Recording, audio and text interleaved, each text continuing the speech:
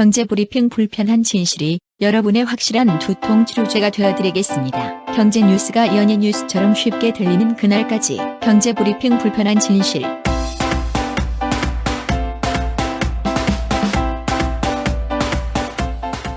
경제브리핑 불편한 진실 3월 9일 순서 시작하겠습니다. 오늘은요, 창업을 꿈꾸는 사람들에게 도움이 되는 이야기, 이걸로 먼저 시작을 해볼까 해요. 일단 제가 두 가지 얘기를 들려드릴 텐데요. 첫 번째는 제목이 이렇게 돼 있습니다. 쇠로 만든 물고기. 쇠요? 네. 물고기를 왜 쇠로 만들까? 궁금하시죠? 이런 얘기가 있대요. 오랫동안 많은 사람들을 괴롭혀온 질병 중에 의외로 빈혈 때문에 고생하시는 분들이 상당히 많거든요. 아, 빈혈이요? 그렇죠. 다행스럽게도 우리나라는 빈혈 때문에 고생하시는 분들이 그렇게 많지는 않은데 저개발 국가들, 아프리카나 동남아시아 이런 나라에서는 빈혈 때문에 일상생활을 못하는 사람들이 의외로 많다는 거예요. 실제로 캄보디아 있죠. 네. 캄보디아는 인구의 무려 50%가 빈혈로 일상생활을 제대로 못한대. 그러니까 빈혈 때문에 갑자기 막 쓰러지는 사람들이 수두룩하다는 얘기인 거예요. 아니, 빈혈? 철분이 부족해서 생기는 병이잖아요. 그렇죠. 아, 철분제 먹으면 되지. 인구의 50%나 왜 빈혈 때문에 고생을 하느냐? 이렇게 생각하시는 분들도 있을 텐데 산모나 임산부가 옆에 있었던 분들은 아실 거예요.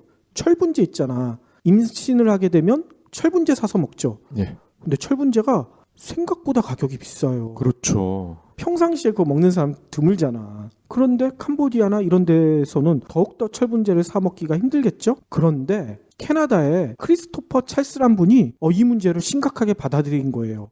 캄보디아나 이런 동남아시아 인구의 절반 가까이가 빈혈에 시달린다고 하는데 해결 방법은 철분을 섭취하면 되는데 어떻게 철분을 싸게 잘 섭취할 수 있을까? 이걸 연구하기 시작한 거죠. 이 크리스토퍼 찰스가 연구를 해봤더니만요, 음식물 안에 철을 넣고 끓여 먹으면 효과가 있다는 사실을 발견하게 됐대요. 그런데 이제 문제가 있죠. 음식물에 쇠를 넣고 먹으라고 하면 누가 먹겠어? 죽으라는 소리 아니에요? 그러니까 그래서 이 사람이 연구한 게 아까 처음에 얘기 드렸던 쇠로 만든 물고기라는 거예요. 고철을 물고기 모양으로 만들면 음식물에 넣었을 때 그렇게 티가 많이 나지 않죠? 원래 거기는 물고기나 이런 생선류를 많이 먹으니까. 아니 근데 저는 형태도 형태지만 과연 이 철을 물고기로 만들든 마징가 제트 모양으로 만들든 끓였을 때 이게 어떻게 철분으로 몸에 흡수가 되냐는 거죠. 아무 철이나 갖다 우리 주변에 있는 철이나 갖다가 끓인다고 이게 철분 성분을 그대로 먹을 수 있는 건 아니고요. 먹을 수 있는 게 따로 있대요. 구성 성분이 다른 철이 있는데 그거는 끓여서 먹어도 몸에 전혀 이상이 생기지 않는다고 합니다. 실제로 이 크리스토퍼 찰스가 캄보디아 사람들한테 이 물고기를 나눠주기 시작을 했어요. 집에서 국 끓이실 때 한 번씩 넣고 드셔보시라. 그랬더니 빈혈로 고생했던 사람들이 낫기 시작하는 거야. 빈혈 인구가 확 감소했다는 얘기인 거죠. 네. 그래서 캄보디아에서는 이런 산업까지 발전이 됐대요. 뭐냐면 쇠로 만든 물고기를 만드는 산업, 창업이 가능하다는 얘기인 거죠. 그리고 또 하나 소개해드릴 게 있어요. 와이파이 쓰레기통이라는 얘기 들어보셨어요? 처음 들어보는데요? 이것도 되게 재밌어요. 인도의 스타트업 기업이 만든 건데요. 이런 식으로 작동을 한대요. 쓰레기통에 쓰레기를 넣으면 15분간 무료 와이파이를 쓸 수 있게 해주는 거야. 기발하지 않아요? 이 쓰레기통은요, LED 화면이 달려있대요. 그래서 쓰레기통에 쓰레기를 넣으면 15분 동안 사용할 수 있는 와이파이 코드를 제공한대. 그러니까 코드를 자기 스마트폰이나 태블릿에 입력을 하면 15분 동안 쓸 수 있다는 얘기인 거죠. 그러면 그 쓰레기통이 있는 지역은 더러워질 리가 없겠군요. 그러니까요. 이 업체 관계자는 이런 얘기를 하더라고요. 처음에 이 제품을 설치했었을 땐 사람들이 저게 뭐야? 되게 신기했었는데 한번 쓰레기를 넣고 와이파이를 써보니까 이게 너무 재밌는 거지. 그러니까 주변에 있는 모든 쓰레기는 이건 내가 가지고 와서 쓰레기통에 넣을 거야. 이런 사람들이 생겨나고 거리가 자연스럽게 깨끗해졌다는 거죠. 서로 쓰레기를 버리려고 안달이 나겠네요. 그러니까요. 제가 말씀드렸던 쇠로 만든 물고기나 와이파이 쓰레기통이나 진짜 기발하지 않아요? 여러분들도 창업을 꿈꾸신다면 이렇게 좀 더 색다른 방법으로 창업을 해보시면 어떨까 이런 생각이 들어요. 단순하게 치킨집이나 맥주집 아니면 커피 전문점만 생각하지 마시고요. 저희가 지난주에 북백 볼드 편에서도 그 내용이 나왔었잖아요. 인류를 구하는 기술이야말로 억만장자가 될 수 있는 유일한 방법이다. 근데 쇠 물고기도 그렇고 와이파이 쓰레기통도 그렇고 인류를 구할 수 있는 물건 같은데요? 그러니까요. 우리도 주변에 불편한 점을 좀 찾아보고 이거를 사업화시킬 수 있는 그런 아이디어를 만들어 봐야 될 것 같아요. 혹시 기부해보신 적 있나요? 이런 질문을 하면 나 먹고 살 것도 없는데 기부는 무슨? 기부는 션, 정혜영, 김장훈이나 하는 거 아니야? 라고 하시는 분들이 많습니다. 하지만 기부는 돈 많은 연예인의 전유물이 아닙니다. 무료 기부 사이트 위시플렉스에 접속하면 누구나 기부천사가 될 수 있습니다. 어떻게 가능하냐고요? 위시플렉스의 나만의 위시에서 매주 마음에 드는 신상 10개만 고르면 됩니다. 물론 사는 것이 아니라 찜만 하는 겁니다. 그러면 기부머니 500원이 매주 생기죠. 이 기부머니를 경제브리핑, 불편한 진실 같은 프로젝트에 후원할 수 있습니다. 참 쉽죠? 보너스도 있습니다. 매주 추첨을 통해 골라놓은 신상을 최대 90% 할인된 가격으로 살 수 있는 기회도 제공합니다. 기부도 하고 신상도 챙기고 그야말로 꽉 먹고 알 먹고입니다. 이래도 기부는 나와 상관없는 딴 나라 이야기라고 하실 건가요? 당장 위시플렉스에 접속해 자랑스러운 기부천사의 이름을 올리세요. 오늘 꼭 챙겨야 할 경제 브리핑. 첫 번째 소식부터 굉장히 좀 불편해요. 얼마나 불편한데요. 올 상반기 안으로 시골에서도 이제는 펀드를 가입할 수 있다. 시골에서 어르신들이 많이 사시는데 어르신들이 왜 펀드에 가입할까? 참 궁금하죠? 일단 시골이라 하면 농협이나 수협이 기반이 돼 있는 곳이잖아요. 금융권. 그죠? 예. 이분들은 우리가 흔히 쓰는 그런 시중은행보다는 농협이 더 편하신 분들이잖아요. 당연하죠. 예. 그래서 앞으로는 농협이나 수협 이런 데서도 펀드 가입이 가능해진다고 합니다. 그러니까 이거를 좋게 생각하면은 이제는 시골에 계신 어르신은 물론이고 농사를 짓는 젊은이들은 금융정보 지식에 상대적으로 좀 부족할 수도 있으니까 이런 곳에서까지 펀드를 판매를 해서 소득 격차를 해소를 할 수 있겠다. 좋게 생각하면 그런 거고요. 그런데 우리가 생각하는 건 전혀 반대죠. 오히려 소득 격차가 벌어질 것 같은데? 저는 딱 드는 생각이 이거예요. 이제는 시골의 어르신들 쌈짓돈까지 뺏으려는구나. 그러니까 말이야.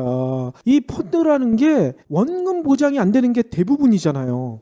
어르신들한테 그 설명을 제대로 해줄까? 이거 원금 보장 안 돼요. 이 얘기보다는 은행 이자율보다 높아요. 이 얘기만 할 거 아니에요. 그렇죠. 그러면서 이거 서울 사람들은 하나씩 다 한다고 그러면서 도장만 찍어 그러겠죠. 나중에 보면 깨알만한 글씨로 원금 보장이 안 되고 어쩌고 손실이 어쩌고 이런 거를 뒤늦게 알 수가 있는 거죠. 그렇죠. 거기다가 저는 이 점도 불편해요. 종합주가지수가 많이 상승한 게 한 2, 3년간이었잖아. 네. 그동안에는 안 하고 있다가 종합주가지수가 상승할 가능성이 요즘은 거의 없죠? 이럴 때 왜 펀드를 어르신들한테 받냐고요.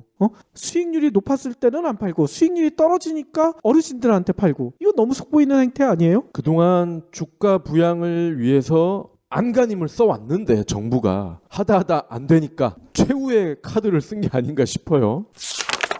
저희가 방송을 하면서 이런 일이 있었을 때 너무나 기분이 좋아요. 뭔 얘기냐면 저희가 방송으로 불편한 얘기를 짚어드리면 이게 어느 순간에 개정이 돼 있더라고요. 오늘 이런 일을 저희가 또 발견을 했어요. 저희가 여러 번 항공 할증료 너무 불편하다 지적을 했었죠. 그렇죠. 근데 5월부터 이 항공 할증료를 계산하는 방식이 바뀐다고 해요. 저희가 주장했던 방식대로 바뀌는 거죠? 그렇죠. 오늘 항공업계가 자료를 하나 내놨는데요. 어떻게 되냐면 앞으로 해외여행을 할 때 붙는 유류 할증료가 이동 거리에 비례해서 더 늘어나는 방식으로 바뀐대요. 기존에는 구역별로 했었잖아. 그렇죠. 그래서 훨씬 이동거리는 멀지만 구역만 같으면 할증료가 훨씬 적고 거리는 짧지만 구역이 달라지면 할증료가 더 많고 이런 불합리가 있었거든요. 방송을 들었는데 가물가물하다 이런 분들을 위해서 다시 한번 설명을 드리면요. 하와이 그리고 뉴욕 상당히 멀잖아요. 그렇죠. 근데 같은 권역이란 이유로 유류 할증료가 같습니다. 즉 뉴욕 가는 사람보다는 하와이 가는 사람은 바가지를 쓴다는 얘기죠. 그렇죠. 그리고 뉴욕 가는 사람들도 설마 항공사에서 유류 할증료를 손해보는 정도로 받겠어요? 절대 손해 안 보는 수준까지 받는단 말이에요. 그러면 뉴욕을 가는 사람이든 하와이를 가는 사람이든 모두가 덤터기를 쓴다는 얘기죠. 그렇죠. 아무튼 저희가 이런 불합리를 잘 지적했나? 오늘 나온 얘기는요. 5월부터 거리 비례 구간제로 전면 유료 할증제 제도가 개편된다고 해요. 아무튼 박수를 쳐줘야 되지 않을까 이런 생각도 드네요. 누가 쳐줘요? 제가 쳐드릴게요. 다음 소식입니다. 아마존 하면은 지금은 세계 최대 온라인 쇼핑몰이 됐잖아요. 그렇죠. 근데 아마존의 시작은 온라인 서점이었어요. 그렇죠. 근데 아마존이 동네 서점을 죽이기 시작했다. 왜 죽여? 왜냐면 아마존이 동네 서점을 만들어 직접. 그러니까 온라인에서만 판매하는 게 아니라 오프라인에서도 이제 책을 팔겠다 이러는 거예요? 그렇습니다. 그러면 아마존의 정체성에 이게 문제가 생기는 거 아니야? 온라인 떼야 되겠네. 그렇긴 한데요. 참 재밌는 게 동네 서점이 아마존 때문에 많이 죽어나갔어요. 그런데 어느 순간 서서히 회복을 하더래요. 그런데 최근에는 보니까 전년 대비 실적이 10% 이상씩 늘어날 정도로 동네 서점이 체력이 튼튼해졌다는 거야. 오호, 이건 왜 그럴까요? 그거를 제가 바로 설명을 드릴게요. 그래서 아마존이 결과적으로는 욕심이 나는 거야. 우리도 오프라인 서점 만들어야 되겠네? 그래서 이미 1호점은 작년 11월 아마존 본사가 시애틀에 있잖아요. 시애틀에 냈고요. 오늘 샌디에고, 미국 샌디에고에 2호점을 냈다고 합니다. 그리고 지난달부터 2호점에서 일할 관리자, 점원 모집 광고를 냈고요. 자, 그러면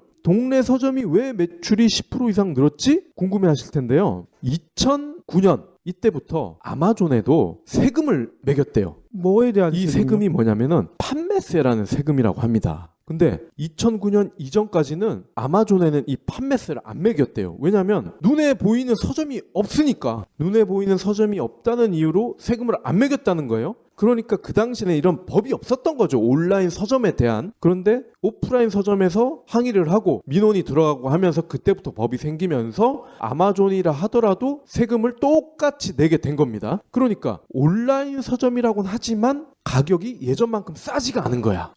그 세금 때문에? 그렇습니다. 큰 차이가 없다면은 동네 서점을 이용하겠다. 이렇게 생각하는 분들도 많을 수 있잖아요. 근데 실제로 그분들 중에 상당수가 오프라인 서점으로 발길을 돌렸다는 거죠.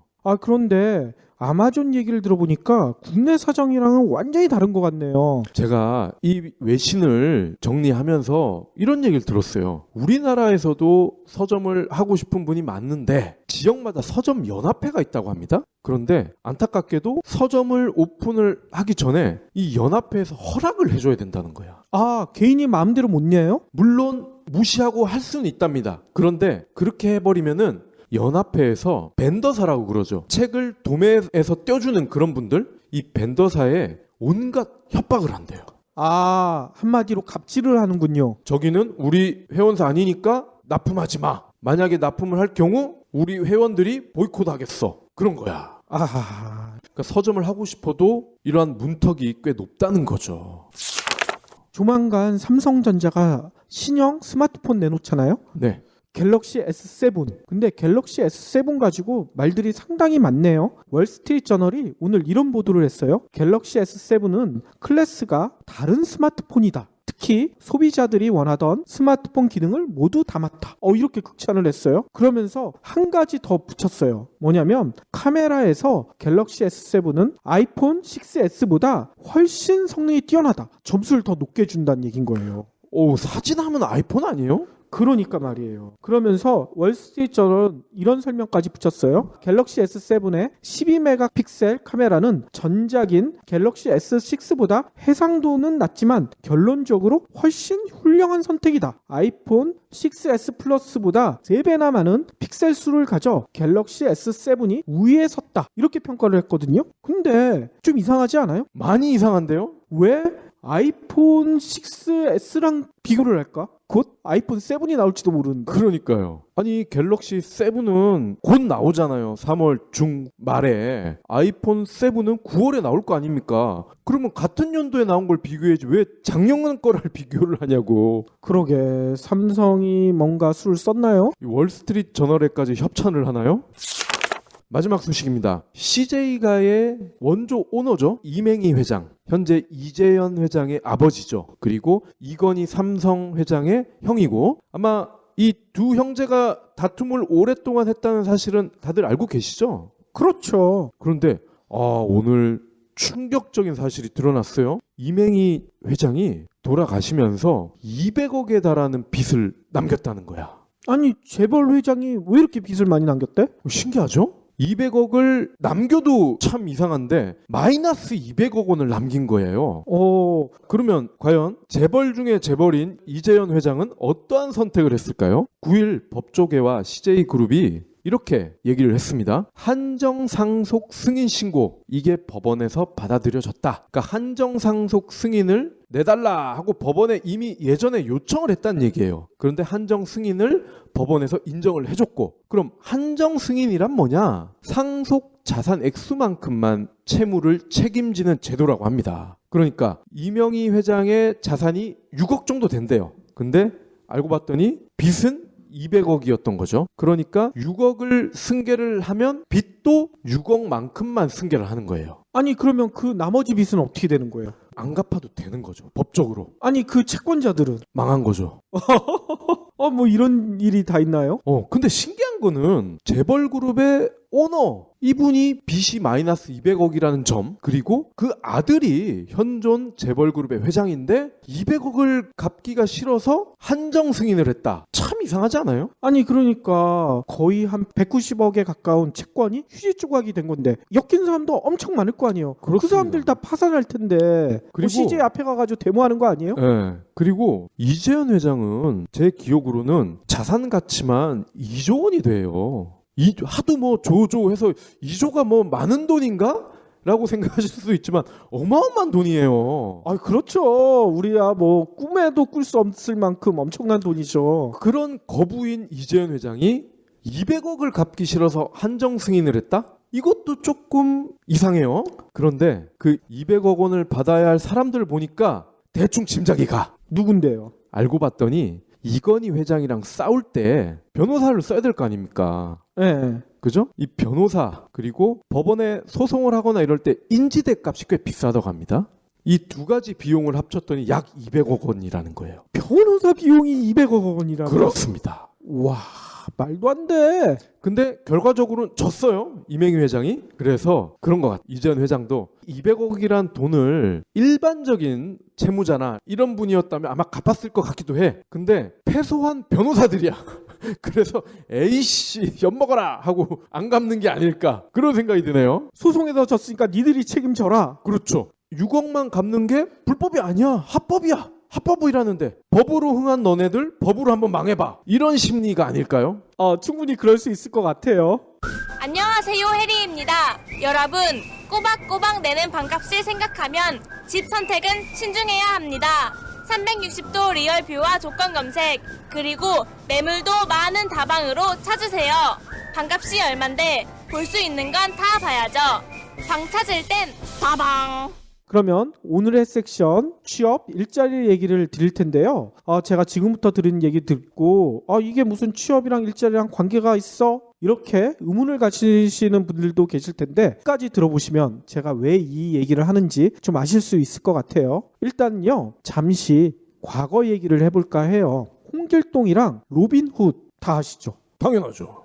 둘 다 의적이로 불리는 사람들이잖아요. 근데 둘 사이에는 두 가지 공통점이 있어요. 첫 번째는 소설 속에 등장하지만 실존 인물이라는 거야. 그렇죠. 홍길동 경우에는 15세기 중엽 실제로 존재했던 사람이래요. 진짜 유구국, 현재는 오키나와죠. 오키나와로 건너간 걸로 알려져 있어요. 역사학자들도 홍길동이 실존했을 것이다 이렇게 얘기하시는 분들이 많거든요. 로빈후드도 마찬가지예요. 12세기 무렵에 실존했던 인물 헌팅턴 백작의 별명이 로빈후드이다 이런 설이 내려오고 있거든요. 그래서 영국에서도 로빈후드가 실제로 존재했었다 이렇게 믿는 분들이 많죠. 예. 두 번째 공통점은요. 처음에 말씀드린 대로 두 사람이 모두 의적이란 점이에요. 둘 다 백성을 착취하는 탐관오리나 양반, 귀족들의 재물을 빼앗아 가난한 사람들에게 나눠줬다. 이건 다 알고 계시잖아요. 네. 특히 홍길동이나 로빈 후드는 이 때문에 부당한 권력에 항거하는 시대의 혁명가다. 또 불우한 사람들을 돕는 박애주의자다. 이렇게 일컬어지기도 하죠. 실제로 홍길동 같은 경우에는 이런 기록이 남아 있어요. 활빈당을 조직해서 조선팔도를 휩쓸며 탄가놀이를 응징하고 의롭지 못한 재물을 빼앗아 가난한 사람들을 구제했다.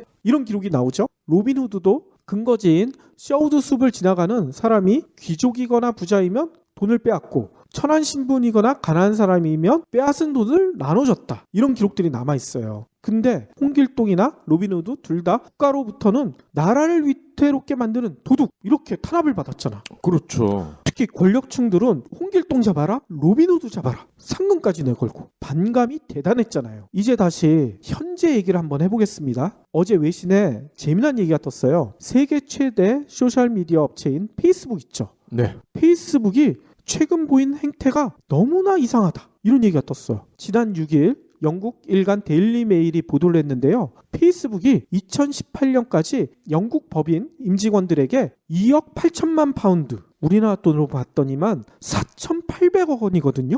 이거를 보너스로 나눠줬대. 보너스요? 그러니까 외신들이 다 이상하다고 한 거예요. 아, 혹시 이런 생각도 하실 거예요? 아이, 보너스 그러면 영국 법인의 대표라든지 임원들한테만 나눠줬지 않았을까? 이렇게 생각하시는 분들도 계실 텐데 이런 의심을 비웃기라도 하듯이 이런 설명이 붙어 있어요. 영국 법인에 근무하는 직원이 거의 300명이 넘는데요. 300명 모든 직원한테 주식 상여 방식으로 아까 얘기했던 4,800원을 나눠줬대. 그래서 직원 1인당 받는 보너스가 얼마인 줄 아세요? 한 13억 정도 될 것 같은데요? 맞아요. 13억 2천만 원. 평균이야, 평균 이게. 이야. 한마디로 페이스북 영국 법인에 근무하는 모든 직원이 갑부가 된 거 아니야, 갑부가. 제가 생각하기엔 이쯤 되면 페이스북이 직원들을 엄청 잘 챙기는 따뜻한 기업이다. 이렇게 칭찬해야 될 것 같은데 네. 아까 처음에도 얘기 드렸듯이 페이스북의 행태가 이상하다. 이렇게 꼽고 있는 외신들이 많아요. 뭐냐면 언론들은 이런 페이스북의 선행이 꼼수다.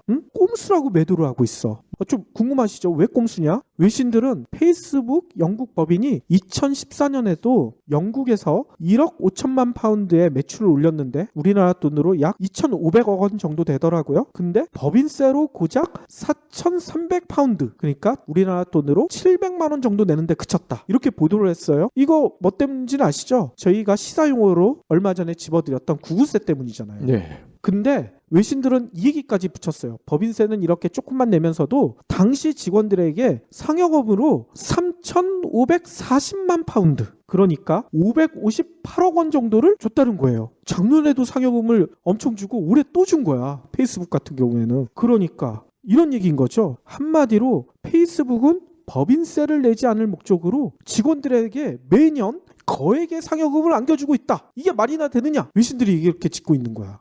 그러면서 저희가 얼마 전 방송에서 언급했던 구글세도 언급을 했어요. 복잡하고 기묘한 절세 기법을 통해 페이스북이 미국 EA 지역에서는 24억 파운드, 그러니까 4조 1천억 원 정도의 수익을 올렸지만 법인세는 수익의 겨우 3.58%, 이것밖에 안 냈다. 이렇게 비도덕한 기업이 어디 있느냐? 거의 모든 외신이 성토를 했어요. 아니 근데 저는 좀 납득이 안 되는 게 거액을 영국 직원들한테 보너스를 풀었잖아요. 그죠? 그럼 영국 직원들은 그 거액을 영국에서 쓸 거 아닙니까? 뭐 페이퍼 컴퍼니 만들어서 이체하지는 않을 거 아니에요. 그럼 그게 지역사회로 다 돌아가는 건데 왜 이렇게 호들갑인지 모르겠네. 그러니까 말이에요. 진짜 그렇잖아요. 일단 페이스북이 절세를 한 거지 절대 탈세를 한 게 아니거든요. 법을 어긴 게 하나도 없어요. 저희가 구글세 논란 그 시사용어로 다룰 때도 알려드렸잖아요. 법의 허점을 이용을 한 것뿐이지 그거에 대해서 도덕적인 비난은 가능하지만 법을 어긴 건 아니잖아. 법적으로 처벌받을 얘기가 전혀 없는 얘기예요. 특히나 또 하나 지적하고 싶은 게 있어요. 이렇게 절세한 세금을 어디다 썼느냐. 예를 들어 페이스북의 창업주 저커버거겠죠? 아니면 일부 임원들의 배만 불렸다면 이거는 도덕적으로도 비난을 받아야 되지.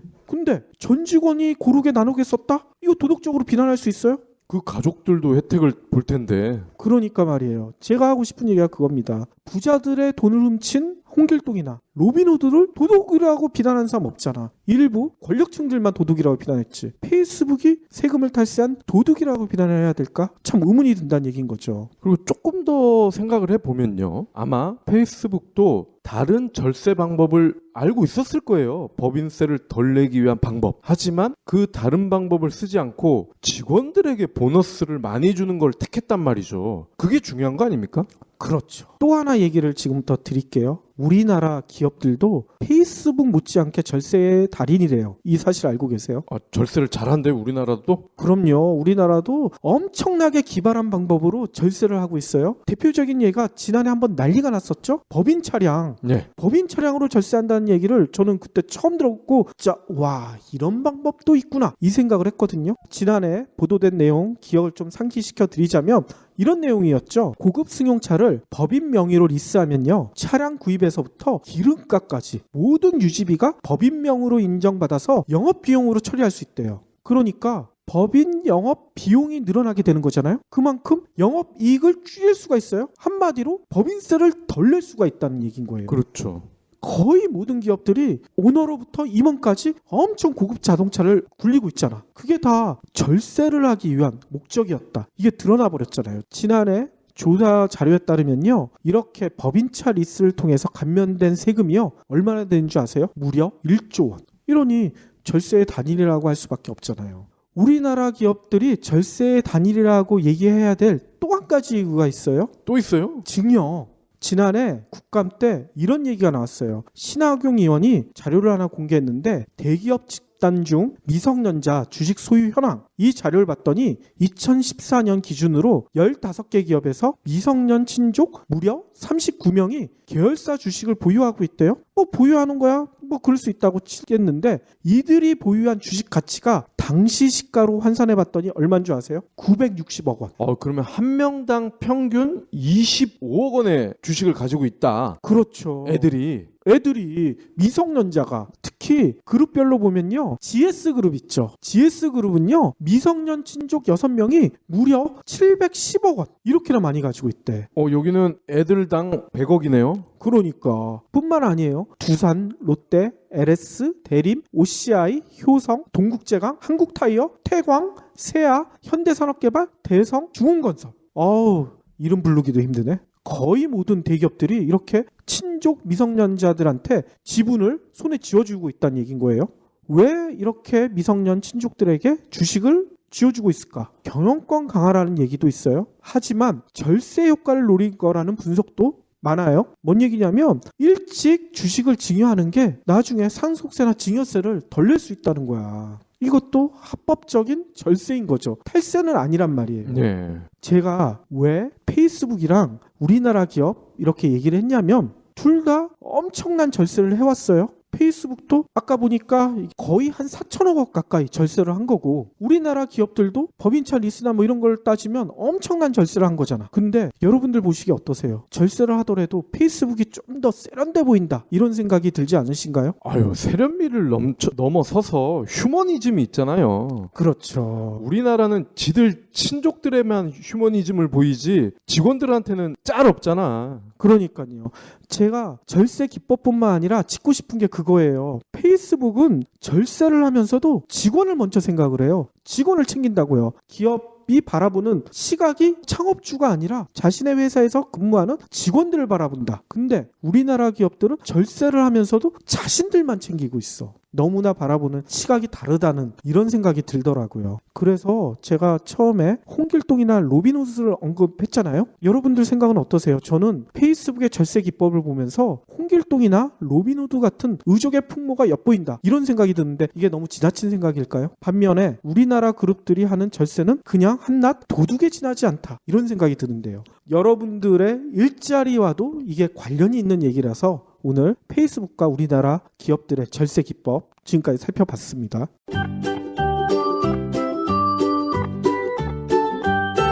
인류 최대 사기극이 뭔 줄 알아? 조이팔? 땡! 만년 전에 농업혁명이야. 에이 말도 안 돼. 그럼 퀴즈 하나 더. 10만 년 전에는 인류가 몇 종이었는지 알아? 하나 아니면 둘. 또 땡! 6종이나 있었어. 에이 믿을 수가 없어. 못 믿겠다고? 요즘 책도 안 봐? 김영사 베스트셀러 사피엔스에 다 나온다고. 그럼 인류 미래에 대한 이야기도 나와? 당연하지. 인간이 신을 발명할 때 역사는 시작됐고 인간이 신이 될 때 역사는 끝난다. 저자인 유발 하라리 교수의 말이야. 멋지지? 정말 정말 멋진데? 나도 읽어보게. 책 좀 빌려줘. 안 돼, 떼타. 에이, 치사해서 나도 당장 사서 본다. 유인원에서 사이보그까지 인간 역사에 대담하고 위대한 질문 사피엔스.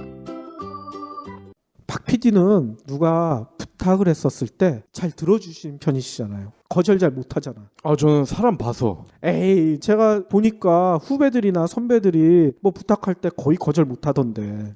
사람 봐서 하니까요. 아, 제 주위에는 좋은 사람들만 있기 때문에. 그래요? 에이, 근데 제가 그래서 전 팬티도 좋은 사람들을 입어.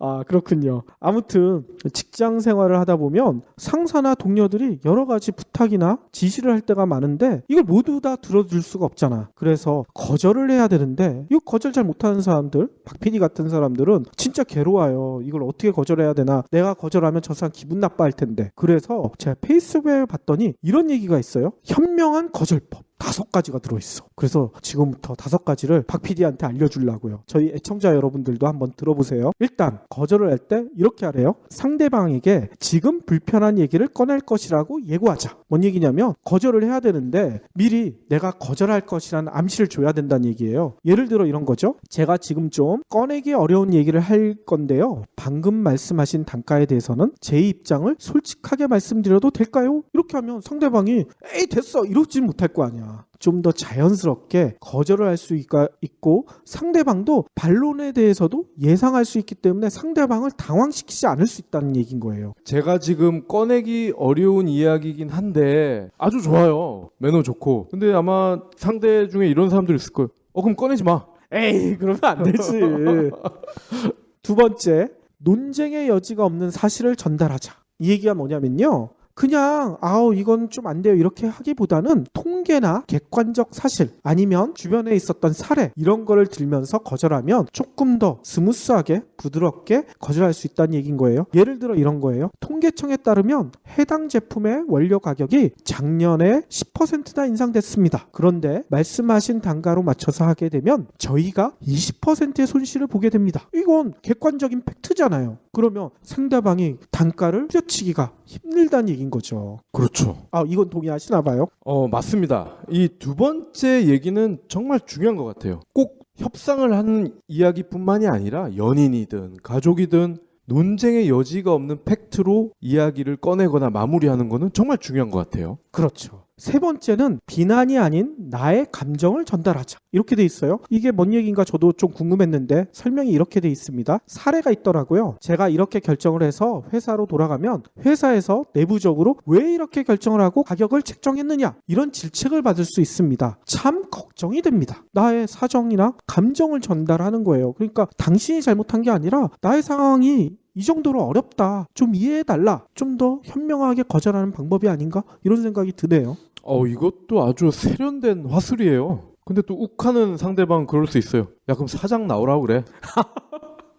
그럴 수도 있고요. 네 번째는 의도를 전달하자. 뭔 얘기냐면 여기도 사례가 있네요. 원하는 가격으로 맞춰줄 수도 있겠지만 원하는 품질의 제품이 나올 수 있을지 의문입니다. 그래서 제대로 가격을 책정해 주셔야 원하는 품질의 결과물을 받아보실 수 있을 것 같습니다. 이러면 좀 상대방이 이해하지 않을까? 이런 생각도 드네요.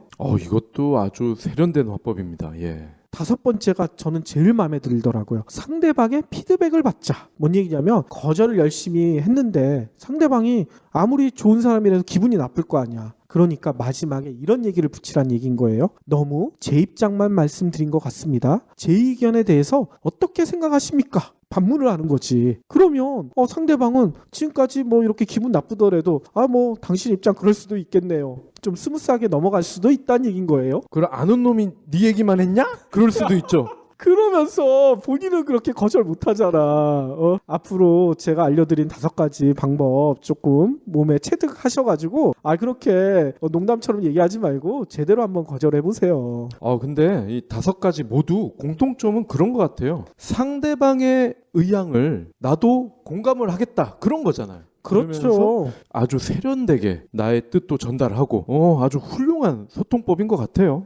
여러분들도 직장생활뿐만 아니라 일상생활, 가족 간의 관계에서도 거절할 일들 많을 테니까요. 제가 말씀드린 5가지 비법 한 번씩들 머릿속에 떠올리시면서 현명하게 싸우지 말고 이런 거절법 실천해 보시면 좋을 것 같다는 생각이 듭니다.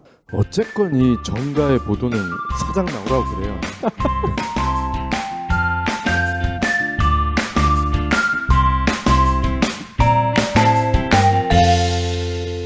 본 팟캐스트의 저작권은 뉴스백에 있습니다. 국내